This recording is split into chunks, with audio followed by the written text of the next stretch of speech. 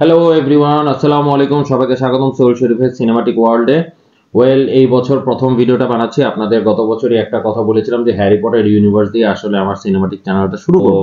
বিভিন্ন explanation video আছে, recap video আছে। তো আমার এই ভিডিওতে আমি একটা বিষয় নিয়ে আলোচনা করব, সেটা হচ্ছে হ্যারি পটার ফ্র্যাঞ্চাইজটা কেন এত বিখ্যাত, কেন আমরা হ্যারি পটার ফ্র্যাঞ্চাইজটাকে মনে রাখতে পেরেছি এত বছর পরেও। আমরা কিন্তু অনেক গল্প কিন্তু আমাদের মনে আছে, যেমন হ্যারি পটার ক্লোজেটের মধ্যে থাকতো, হ্যারি পটারের খালা খালু তাকে অত্যাচার করতো, ইভেন তার ভিলেন হচ্ছে লর্ড ভলডেমর্ট, যে সে খুব ভয়ঙ্কর সাপের মতো চেহারা, নাক নাই, কিছু কিন্তু আমাদের মনে আছে। তো কেন হ্যারি পটার ফ্র্যাঞ্চাইজটা এত বিখ্যাত সেটা নিয়ে আমি কিছু পয়েন্ট আকারে আপনাদেরকে এক্সপ্লেইন করবো আজকে। আমরা যখন অনেকে বসে আড্ডা দিই তখন কিন্তু আমাদের মধ্যে একটা জিনিস কমন থাকে, সেটা হচ্ছে দুঃখের গল্প কিন্তু আমরা বেশি আলোচনা করি। ওই কথাই আছে না, দুঃখ শেয়ার করলে দুঃখ কমে। তো ওই দুঃখের গল্পটাই বেশি আলোচনা করি। আপনি দেখেন মুভির শুরুতেই দেখায় হ্যারি পটারের বাবা মা নাই, সে খালার কাছে থাকে, সে খালা তাকে ক্লোজেটের মধ্যে রাখে, তাকে ঠিকমতো খাইতে দেয় না, তাকে ঠিকমতো কিছু করতে দেয় না, মানুষজনের সাথে যোগাযোগ করতে দেয় না। তো এই অত্যাচারিত একটা ছেলে খুবই নমনীয়, সে যখন অনেক কিছু পেয়ে যায়, সে যখন দেখা যায় যে ফ্যান্টাসি মানে ম্যাজিক্যাল ওয়ার্ল্ডে যাওয়ার পরে সে যখন দেখে যে তার বহু টাকা আছে, তাকে সবাই চেনে, হি সো ফেমাস, কিন্তু তারপরও সে খুবই নমনীয়, খুবই কেয়ারিং এবং দেখা যাচ্ছে ফ্রেন্ডলি, এবং ও যে এত ফেমাস সেইটার অহংকার তার মধ্যে নাই। তো এই যে কিছু ছোটখাটো বিষয়গুলা কিন্তু আমাদেরকে আরো বেশি তুলে ধরে। আর ওই যে অত্যাচারের কথা যেটা বললাম, যেমন আমরা কিন্তু হৈমন্তীর গল্প কিন্তু সবাই জানি যে হৈমন্তীর শ্বশুরা এবং ননদ তাকে, শাশুড়ি এবং ননদ তাকে প্রচুর অত্যাচার করতো, কিন্তু আমরা কি এটা মনে রাখতে পারি যে হৈমন্তীর হাজবেন্ড কি তাকে কখনো অত্যাচার করছে? আমরা কিন্তু পুরো গল্পের মধ্যে কিন্তু আমার জানা মতে এই কাহিনীটা নাই যে তার জামাই তাকে অত্যাচার করছে, কিন্তু আমরা কিন্তু এটাই মনে রাখি যে হৈমন্তী একটা দুঃখী ক্যারেক্টার। সেম হ্যারি পটার একটা দুঃখী ক্যারেক্টার। তো এই দুঃখী ক্যারেক্টার কিভাবে এত ফেমাস হয়ে গেল, কিভাবে সে তার শত্রুকে পরাজিত করবে, এটা নিয়ে কিন্তু 7টা গল্পের বই এবং এটা নিয়ে 8টা সিনেমা বের হয়েছে, এবং খুব সুন্দর করে এই এক্সপ্লেনেশন গুলো দিয়েছে বলে কিন্তু হ্যারি পটার সিনেমাটা আমাদের কাছে এত চমৎকার লেগেছে। শুধু তাই না, আমাদের সাথে এখানে হ্যারি পটারের পাশাপাশি আরো 2টা ক্যারেক্টার ডেভেলপ করেছে, যেমন রন এবং হারমায়োনি। আমাদের কিন্তু প্রত্যেকটা ফ্রেন্ড সার্কেলের মধ্যে একটা ফ্রেন্ড থাকে যে থাকে কিছুটা নির্বোধ কিন্তু সাহসী, তার সাথে আমরা সবকিছু শেয়ার করি, সব গল্প তার সাথে শেয়ার করি। আর আরেকটা ফ্রেন্ড থাকে যে খুব চতুর, চালাক এবং আমাদের সমাধান দেয়। হ্যাঁ, হারমায়োনি এখানে খুব নার্ড একটা ক্যারেক্টার, একটা ফিমেল ক্যারেক্টারও বটে, কিন্তু সে কিন্তু নার্ড হলো, সে কিন্তু অ্যাকচুয়ালি সবচেয়ে বেশি সলিউশন দেয়, সে সবচেয়ে বেশি জ্ঞানী, এবং তার কাছে যে কোনো কিছু সমাধান চাইলে সে কিন্তু সমাধানটা দিয়ে দিচ্ছে। আর রন হচ্ছে সাহসী, সে হচ্ছে আমাদের মতো পাগলাট একটা ক্যারেক্টার। সে পাগলাটে ফ্রেন্ড কিন্তু সবারই থাকে, সে ইন্টেলেকচুয়াল বুদ্ধিমান ফ্রেন্ড কিন্তু সবারই থাকে। তো মোটামুটি আমাদের কিন্তু ফ্রেন্ড কিন্তু অলওয়েজ 3টেই থাকে, এবং এখানে কিন্তু ট্রাইপড আকারে 3টা ফ্রেন্ডশিপ দেখায়।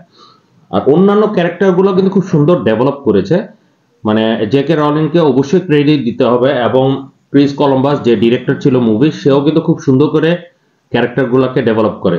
যেমন দেখেন হ্যারি পটারটাকে যেভাবে মুভির স্টার্টিং এ দেখায়, অন্ধকার থেকে যখন একটু আলো আসতে থাকে তখনই দেখা যায় একটা সাইনবোর্ড আসে, প্রাইভেট ড্রাইভ। আমরা কিন্তু সাইনবোর্ডটা দেখি যে একটা ভুল নাম আছে, যে প্রাইভেট লেখাটা এটির বদলে ইটি এসে পড়ে। তো একটা ডিফারেন্ট একটা সাইনবোর্ড দেখি, তারপর আস্তে ধীরে ক্যামেরাটা জুম আউট হয়, দেখা যায় যে একজন বয়স্ক লোক, সাদা দাড়িওয়ালা বয়স্ক লোক হেঁটে হেঁটে আসতেছে অন্ধকারের মধ্যে দিয়ে, আর একটা বিড়ালকে দেখায়। তারপরে এই সাদা লোকটা এসে যতগুলো ল্যাম্প আছে, মানে লাইট পোস্ট গুলো আছে, লাইট পোস্ট থেকে লাইট গুলো নিয়ে নিচ্ছে তার একটা যন্ত্রের মাধ্যমে। হঠাৎ করে তার নজরে যখন কারে যে একটা বিড়াল ওইখানে, তখনই সে বিড়ালটাকে পরিচিত, সে বিড়ালটাকে ডাকে, তখন বিড়ালটা আস্তে ধীরে ছায়ার মাধ্যমে দেখায় যে বিড়ালটা মানুষ আকার রূপ ধারণ করে। আমরা কিন্তু অলরেডি সিনেমার মধ্যে বুঝে গিয়েছি যে এটা একটা ম্যাজিক্যাল ওয়ার্ল্ড এন্ড খুবই রহস্যময় একটা ওয়ার্ল্ড। তো এখানে কোন একটা কমপ্লেক্সিটি আছে, এবং এই কমপ্লেক্সিটিটা হচ্ছে বিড়াল থেকে যে মানুষ হয়েছে, সে একটা মহিলা মানুষ, সেও বয়স্ক। সে এসে প্রথম কথাটা বলে যে হ্যাঁ, এই বাচ্চাটা বাবা মা মারা গেছে, এখন কি হবে তার? তো বয়স্ক লোকটা তাকে আশ্বস্ত করে যে না, তাকে আমরা এমন একটা জায়গায় রাখবো যেখানে সে সেফ থাকবে। এবং এই যে এইভাবে যে সুন্দর করে এক্সপ্লেন করেছে সিনেমাতে, তখনই কিন্তু আমাদের অন্তরের মধ্যে লেগে গিয়েছে যে হ্যাঁ, এই সিনেমাটা এই জিনিসটা প্রুভ করতে চাচ্ছে যে একটা নিষ্পাপ একটা ছেলে যে হঠাৎ করে খুব বড় ধরনের বিপদে পড়েছে, কিন্তু তাকে প্রটেক্ট করার মতো মানুষ আছে, কিন্তু সেই মানুষগুলা তাকে ঠিক ডিরেক্টলি প্রটেক্ট করতে পারতেছে না, কিন্তু প্রটেক্ট করার জন্য তাকে আরেকজনের কাছে দিয়ে গেছে, এবং ওই ছেলেটা আস্তে ধীরে বড় হবে, কিছু একটা হবে। এই যে সুন্দর করে যে এক্সপ্লেন করেছে, এই কারণে কিন্তু আমাদের মনের মধ্যে গেঁথে গিয়েছে ও স্টোরি। আর 3 নম্বর পয়েন্ট যেটা বলবো সেটা হচ্ছে, আমার বাবা মা যেমন আমাকে ক্যাডেটে পড়াইতে চাইছে, আমার বোনদেরকেও ক্যাডেটে পড়াইতে চাইছে, ইভেন অনেক বাচ্চা কাচ্চা আছে, আমার বয়সে অনেক ছেলেপেলে আছে যারা ছোটবেলা ক্যাডেটে পড়তেও চেয়েছে। আপনি চিন্তা করেন আমাদের বাংলাদেশে ক্যাডেটে কখন ভর্তি হয়? ক্লাস 6-এ। তো ক্লাস 6-এ এভারেজ বয়স কত হয়? 11 কিন্তু হয়। যেমন ধরেন ক্লাস কেজিতে আমরা কিন্তু 5 বছর বয়সে কিন্তু ক্লাস কেজিতে ভর্তি হই। তো 5 + 6 = 11। তো 11 বছর বয়সে ক্যাডেটে ভর্তি হওয়া লাগে অন এভারেজ 10 বছর বয়স। তো হ্যারি পটার সিনেমাতে দেখেন 11তম জন্মদিনের দিন সে অফার পায়, ইনভাইটেশন পায় হগওয়ার্টস স্কুলে যাওয়ার জন্য। তো 11 বছর বয়সে সবাই হগওয়ার্টস স্কুলে যায়। হগওয়ার্টস স্কুলটাও কিন্তু কিছুটা ক্যাডেট স্কুলের মতো, 1 বছর ওইখানে থাকবে, তারপর বাসায় ফিরে আসবে। ওই 1 বছর একটা হাউসের মধ্যে থাকবে, 4টা হাউসের ডিভাইডেশন থাকবে, 4টা হাউসের মধ্যে বিভিন্ন কম্পিটিশন হবে, ওইখানে পড়াশোনা হবে, পয়েন্ট আর্ন হবে, পয়েন্ট আর্নের পরে বছর শেষে যারা থাকবে তারা হাউস চ্যাম্পিয়ন হবে, এবং সে হাউসের মধ্যে প্রিফেক্ট আছে, পুরোপুরি ক্যাডেট কলেজের মতোই সিস্টেমটা। পয়েন্ট 4 নম্বর পয়েন্ট যেটা আমার কাছে খুব গুরুত্বপূর্ণ একটা পয়েন্ট, সেটা হচ্ছে একটা সিনেমা বা একটা গল্প কখন বেশি আমাদের মনে থাকে? গল্পের ভিলেনটা যখন খুব শক্তিশালী হয়। আপনি দেখেন ফার্স্ট সিনেমাতে বা ফার্স্ট বইয়ের মধ্যে যে জিনিসটা দেখায়, হ্যারি পটারের যে ভিলেনটা লর্ড ভলডেমর্ট, তার নাম নিতেই মানুষ ভয় পায়। মানে ওইখানে বলে যে হি হু নট বি নেমড, ঠিক আছে? এই যে কথাটা যে তার নাম নিতেই মানুষ ভয় পায়, যে এই যে এক্সপ্লেনেশনটা করলো, এটাতে কিন্তু আমরা বুঝে গেছি যে ভিলেনটা খুবই ভয়ঙ্কর। এবং এখানে যে একটা স্টোরি বলে হ্যাগ্রিড, যেটা যে ওর আন্ডারে সবাই মারা গিয়েছে এক্সেপ্ট একটা ছেলে, সেই ছেলেটা হচ্ছে হ্যারি পটার। তো আমরা কিন্তু ইতিমধ্যে গল্পের মধ্যে কিন্তু পেয়ে গিয়েছি যে এরকম একটা ভিলেন, এবং সেই ভিলেনের সবচেয়ে পারফেক্ট এনিমিকে হ্যারি পটার, যে খুবই নমনীয় এবং নরম একটা ছেলে। তারপর ওয়ান্ড শপে যায়, আপনি দেখেন ওয়ান্ড শপে গিয়ে ওই ওয়ান্ড সে একটা পায়, যে ওয়ান্ডের মানে ওয়ান্ডের পাখি দুইটাই পালক দেয়, ওই দুইটা পালক দিয়ে দুইটা ওয়ান্ড তৈরি হয়, একটা ওয়ান্ড হচ্ছে লর্ড ভলডেমর্টের, একটা ওয়ান্ড হচ্ছে হ্যারি পটার। ইতিমধ্যে কিন্তু আপনি বুঝে গিয়েছেন this is the story between Harry and Lord Voldemort. তো বাদ বাকি সব কাহিনী, মানে বাদ বাকি যত স্টোরি আছে, ক্যারেক্টার আছে, সব হচ্ছে সাইড। কিন্তু এই সাইড ক্যারেক্টার গুলো কিন্তু খুব সুন্দর করে এক্সপ্লেন করেছে। যেমন একটা সাইড ক্যারেক্টারের নাম দিব, সেটা হচ্ছে সেভারাস স্নেপ। আপনি চিন্তা করেন খুবই কমপ্লিকেটেড একটা ক্যারেক্টার, প্রথম থেকেই কিন্তু তাকে ভিলেন ভিলেন ভিলেন ভিলেন ভাব নিতে গেল, শেষে কিন্তু সে আসলে ভিলেন না, এবং খুবই গুরুত্বপূর্ণ একটা ক্যারেক্টার, সেটা কিন্তু জানেন। তো আস্তে ধীরে অন্যান্য সিনেমা, অন্যান্য পার্ট যেগুলো বের করবো, ওটার মধ্যে কিন্তু আমি আস্তে আস্তে আলোচনা করব।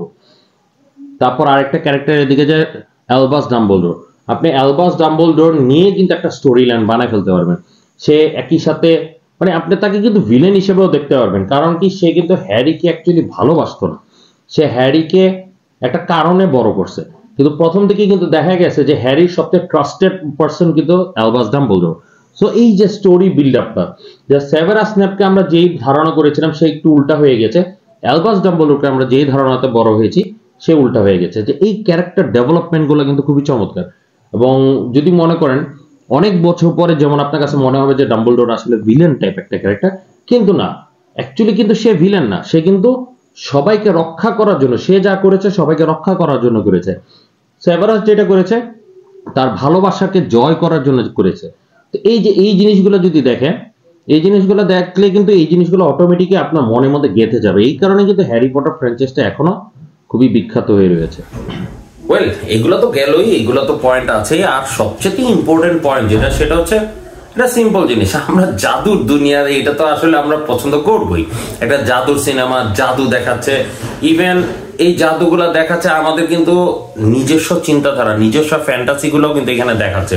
যেমন মনে করেন আমরা সবাই কিন্তু আকাশে উঠতে পছন্দ করি, এবং হ্যাঁ প্লেন তো তৈরি হয়েছে, প্লেনের মাধ্যমে উড়াই যায়, কিন্তু এখানে দেখেন এই সিনেমাতে লাঠির মাধ্যমে, মানে ব্রুমের মাধ্যমে, যেটা আমরা ছোটবেলা কার্টুনের মধ্যে দেখেছিলাম, যেমন ছোটবেলা দেখেছিলাম উইজার্স অফ অজ, ওইখানের মধ্যেও কিন্তু উইচ কিন্তু জাদুর কাঠি নিয়ে, মানে ইয়া নিয়ে, ব্রুম নিয়ে উড়ে। তো এখানেও দেখা যাচ্ছে একটা ব্রুম, যেটা ঝাড়ু দিয়ে আমরা ইজিলি অ্যাভেলেবল একটা জিনিসের মাধ্যমে আমরা আকাশে উঠতেছি। তারপরে কুইডিচ ম্যাচ, এটাও কিন্তু আমাদের ফ্যান্টাসির সাথে মিলে, যে এরকম কোনো খেলা যদি হয় বাস্কেটবল বা ইয়াতে, যে আমরা বাড়ি দিব বল গিয়ে বাড়ি যাবে, বা আমরা যে ছোটবেলায় যেমন আমি খেলতাম বোম বাস্টিং, তো বোম বাস্টিং খেলা যেরকম বল ছুঁড়া মেরা আরেকজনকে মারো, সেম এখানে কুইডিচ ম্যাচের মধ্যে বাগার দিয়ে যেভাবে মারে, তো এই জিনিসটা কিন্তু আমাদের ফ্যান্টাসির সাথে অনেকটাই মিলে। সাথে এটা না, আমরা যখন মনে করেন শুয়ে শুয়ে গল্প পড়তাম, যদি জাদু লাঠির মধ্যে লুমস দিয়ে যেরকম এরকম লাইট জ্বালানো, তো এরকম লাইট জ্বালানো কিন্তু আমাদের ফ্যান্টাসির সাথে অনেক কিছু কিন্তু এখানে মিলে।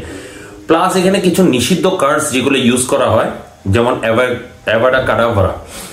তো ছোটবেলায় যখন আমরা ম্যাজিক দেখতাম, ডেভিড কপারফিল্ড অথবা আমার আঙ্কেল ছিল, ওনারা ম্যাজিক ট্যাজিক দেখাইতো, তখন কিন্তু ওই যে কিছু হইলেই দেখাইতো অ্যাভাডা কাডাভারা। তো এই অ্যাভাডা কাডাভারা এখানে কিলিং কার্ডস হিসেবে ইউজ হয়। So it's really fun. And এইগুলোর কারণে কিন্তু আমার কাছে মনে হয় যে এইগুলোর কারণে আমাদের মনের সাথে গেঁথে গিয়েছে। কারণ কি, জেকে রাউলিং আমাদের নিজেদের লাইফ এক্সপিরিয়েন্সের উপরে ডিপেন্ড করে, আমাদের ইন জেনারেল পিপলদের ফ্যান্টাসির উপরে ডিপেন্ড করে সে কিন্তু স্টোরি লাইনটা সাজায়।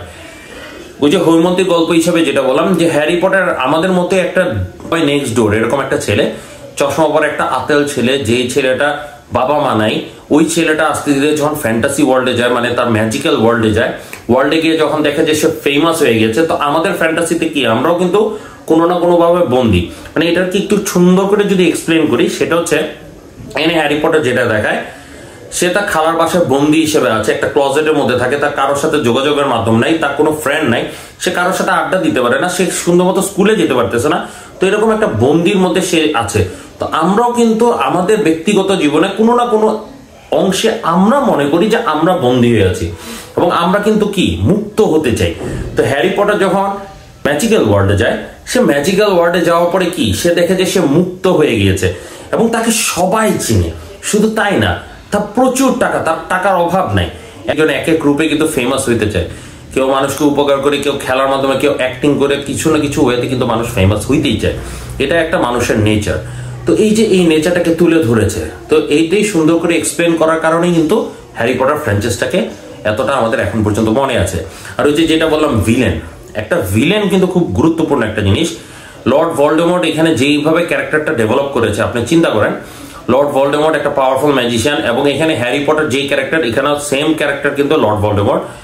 আপনি দেখেন হ্যারি পটারের বাবা পিওর ম্যাজিক্যাল ফ্যামিলি, হ্যারি পটারের মা মাগল, মানে মাগল মিনস হচ্ছে যারা জাদু পারে না। তো এই সুন্দর এক্সপ্লেনটা এখানে করে যে মাগলের ফ্যামিলি থেকে আসে, সে জাদুকর্ণী, আর হ্যারি বাবা হচ্ছে পিওর জাদুকর ফ্যামিলি থেকে আসে। লর্ড ভলডেমর্টের বাবা সে হচ্ছে মাগল থাকে এবং তার মা সে হচ্ছে পিওর ফ্যামিলি থেকে আসে। তো একদম অপোজিট জিনিসটা দেখাচ্ছে যে একজন হচ্ছে আলো, একজন হচ্ছে অন্ধকার, একজন হচ্ছে ভালো, একজন হচ্ছে খারাপ। এই বিষয়টা হচ্ছে এটা একদম একে অপরের অপোজিট। শুধু তাই না, ওখানে যে সর্টিং হ্যাটের মাধ্যমে যে বসায়, তখন একটা মুহূর্তে আসে যে স্লিদারিন হাউসে তাকে পাঠানোর মতো সব রকম ক্যাপাবিলিটি আছে, কিন্তু সে নিজে গ্রিফিন্ডর চুজ করে দেখে গ্রিফিন্ডরে যায়। সো ওই যে স্লিদারিনে যায় এবং সে পার্সেল মানে হচ্ছে সাপের সাথে কথা বলতে পারে। এগুলো সবই ভলডেমর্টের কাছ থেকে যদিও পাওয়া, এগুলো আসলে মুভি এক্সপ্লেনেশন একটু সুন্দর করে বলতে পারবো। তো এখন ফেমাস হওয়ার পিছে আরেকটা জিনিস, যে আমরা পশু পাখির সাথে কিন্তু কথা বলতে চাই। আমরা বিড়াল পালে যায়, অনেকে বিড়াল পালে, অনেকে কুকুর পালে, অনেকে পাখি পালে, তো আমরা কিন্তু ওদের সাথে কথা বলি। তো এখানে দেখেন সাপের সাথে হ্যারি কথা বলতে পারে, জিনিসটা মানে একটা জাস্ট এটা আমাদের ফ্যান্টাসির সাথে মিলে যায়। তো এই ফ্যান্টাসির সাথে মিলে যাওয়ার কারণেই কিন্তু হ্যারি পটার ফ্র্যাঞ্চাইজটা এতটা চমৎকার। আগেও কিন্তু অনেকগুলা জাদুকরের মুভি বেরোছে, ওই যে উইজার্ডস অফ অজ বললাম, উইজার্ডস অফ অজ কিন্তু খুবই জোস একটা সিনেমা, কিন্তু আমাদের কি মনে আছে সবগুলা? ইভেন আমরা কি এত বছর পরে সেটাকে দেখতেছি? পরে হোকাস পোকাস আছে, আমি কনফিডেন্স সহকারে বলতে পারবো এখানে অনেকে হোকাস পোকাস দেখে অনেক। এছাড়া অনেকগুলাই জাদুর সিনেমা আছে, সিরিয়াল আছে, গল্প বই আছে, কিন্তু আমাদের সবগুলো কিন্তু মনে নেই। হ্যারি পটারটা মনে আছে। তো ওই একটা পয়েন্ট সবাই বলে, সেই পয়েন্টটা হচ্ছে বয়স অনুসারে কিন্তু হ্যারি পটারটা বাড়ে। প্রতি বছর প্রতি স্কুলের প্রতিটা ক্লাস সেশন নিয়ে কিন্তু হ্যারি পটার গল্প বই। তো আসলে বয়স বাড়ার সাথে সাথে কিন্তু হ্যারি পটার বয়স বাড়তে থাকে, তো আমাদেরও বয়স বাড়তে থাকে, তাই আমাদের স্মৃতির পাতা কিন্তু এটা আটকিয়ে যায়। অনেকগুলো পয়েন্টের মধ্যে কিছু পয়েন্ট যেমন বাদ গিয়েছে, সেটা হচ্ছে খুব গুরুত্বপূর্ণ, সেটা হচ্ছে প্রত্যেকটা গল্পের বইয়ের পার্টের এন্ডিং গুলা। যেমন মনে করেন আমরা কিন্তু অমরত্ব সবাই কিন্তু কিছু না কিছু এক্সটেন্ডে কিন্তু আমরা অমরত্ব চাই। যদিও আমরা ধর্মে বিশ্বাস করি দেখে আমরা মৃত্যুকেও বিশ্বাস করি, মৃত্যুকে গ্রহণ করে নিতে চাই, কিন্তু সব মানুষই কিন্তু অমরত্ব চায়। তো ফার্স্ট পার্টটাই দেখেন সর্সারার স্টোন। তো সর্সারার স্টোন হচ্ছে এমন একটা স্টোন যে স্টোনটা আপনার কাছে থাকলে আপনি অমর হয়ে যাবেন। এবং এই স্টোনটা কিভাবে প্রোটেক্ট হয় আপনি দেখেন, ওখানে আয়নার মাধ্যমে স্টোনটাকে পায় না, হ্যারি পকেটের মধ্যে চলে আসে। তো এটা এক্সপ্লেইন ভিডিওতে আলোচনা করব হ্যারির পকেটে কেন আসে। হ্যারি একমাত্র ব্যক্তি যে স্টোনটাকে ইউজ করতে চায় না, কিন্তু স্টোনটাকে খুঁজতেছে এটাকে প্রোটেক্ট করার জন্য, দ্যাটস ওয়াই তার পকেটে চলে আসে। আর অন্যান্য যারা এই স্টোনটাকে খুঁজতেছে তাদের কাছে কিন্তু যায় না, তাদের কাছে কিন্তু ধরা দেয় না, কারণ কি এই স্টোনটাকে ব্যবহার করে এই স্টোনটাকে ধ্বংস করে দেবে। এবং এই স্টোনটা একটা মুহূর্তে কিন্তু বলা হয় যে স্টোনটাকে ডিস্ট্রয় করা হয়, কিন্তু আমি পার্সোনালি মনে করি এই স্টোনটাকে ডিস্ট্রয় করা হয় না। কারণ কি আপনি দেখেন ফিনিশিং এও কিন্তু ওই যে ডেথলি হ্যালোজ এর মধ্যে তিনটা জিনিসই তার কাছে আছে, তাই সে ডেথ জয় করে। কিন্তু আমি পার্সোনালি মনে করি এই স্টোনটা সে ডিস্ট্রয় করে না এবং এই স্টোনটা তার কাছে থেকে যায়, কারণ কি সে একমাত্র ব্যক্তি যে স্টোনটাকে নষ্ট করবে না। হ্যারি পটার প্রথমেই কিন্তু ডেথটাকে জয় করে এবং অমরত্বকে লাভ করে। দ্বিতীয় পার্টে যেটা দেখে আরেকটা মজার বিষয়, সেটা হচ্ছে চেম্বার অফ সিক্রেটস। প্রত্যেকটা স্কুলেই কিন্তু আমরা যারা স্কুলে পড়েছি, যারা স্কুলে পড়েছে সবাই কিন্তু একটা চেম্বার অফ সিক্রেটের কথা চিন্তা করে যে গুপ্তধন এখানে আছে বা গুপ্ত কোনো জায়গায় আছে, এখানে ভূত আছে বা কিছু একটা আছে। সো চেম্বার অফ সিক্রেট কিন্তু আমাদের ফ্যান্টাসি থেকে তৈরি করা একটা জিনিস, যেটা জেকে রোলিং তুলে ধরে। থার্ড পার্টটা যেটা ওকে ঠিক আছে, থার্ড পার্টের সাথে রিলেটেড না, থার্ড ফোর্থ ফিফথ এগুলো রিলেটেড না। তো এইগুলো আমাদের ফ্যান্টাসির সাথে গল্পের বইগুলো মিল। আর যেই জিনিসটার জন্য বেশি বিখ্যাত, এটা হচ্ছে আমার লাস্ট পয়েন্ট এবং সবচেয়ে গুরুত্বপূর্ণ পয়েন্ট, সেটা হচ্ছে টুইস্ট। একটা মুভি অথবা একটা গল্প সবচেয়ে বেশি মজা পাই কখন, যখন আমরা প্রেডিক্ট করতে পারি না যে আসলে এন্ডিংটা কি। হ্যারি পটার ফার্স্ট পার্টের মধ্যে কুয়েরেল যখন দেখা যায় যে কুয়েরেলই হচ্ছে আসল ভিলেন, সেভারাস স্নেপ নয়, এই জিনিসটা কিন্তু খুব চমৎকার ভাবে তুলে উঠে যে একটা টুইস্ট দিল। সেকেন্ড পার্টের মধ্যে যেটা চেম্বার অফ সিক্রেটটা কোথায় ছিল, সবার নজরের মধ্যে ছিল, কিন্তু একটা টুইস্টের মাধ্যমে কিন্তু সেটা প্রমাণ পেয়ে যায়। থার্ড পার্টের মধ্যে যেই গডফাদারকে নিয়ে সবাই ভয় পাচ্ছিল যে সে হচ্ছে আসলে মেইন ভিলেন, কিন্তু উল্টা টুইস্ট হয়ে যায় যে ইঁদুরটা বেঁচে রয়েছে। তো এগুলো নিয়ে আমি আলাদা আলাদা ভিডিও করবো, এটা একটা লম্বা ভিডিও হয়ে গেছে। ফোর্থ পার্টের মধ্যে যেমন দেখা যায় যে লর্ড ভলডেমর্ট ফিরে আসে, ফিফথ পার্টের মধ্যে দেখা যায় order of Phoenix actually Harry Potter না, আরেকজনকে নিয়েও প্রেডিক্ট করা হয়, দুইজনকে নিয়ে প্রেডিক্ট করা হয়, কিন্তু সে হ্যারি পটারকে চুজ করে। হাফ ব্লাড প্রিন্সের মধ্যে একটা টুইস্ট আসে এবং ডেথলি হ্যালোজে তো সবচেয়ে বড় টুইস্ট আসে।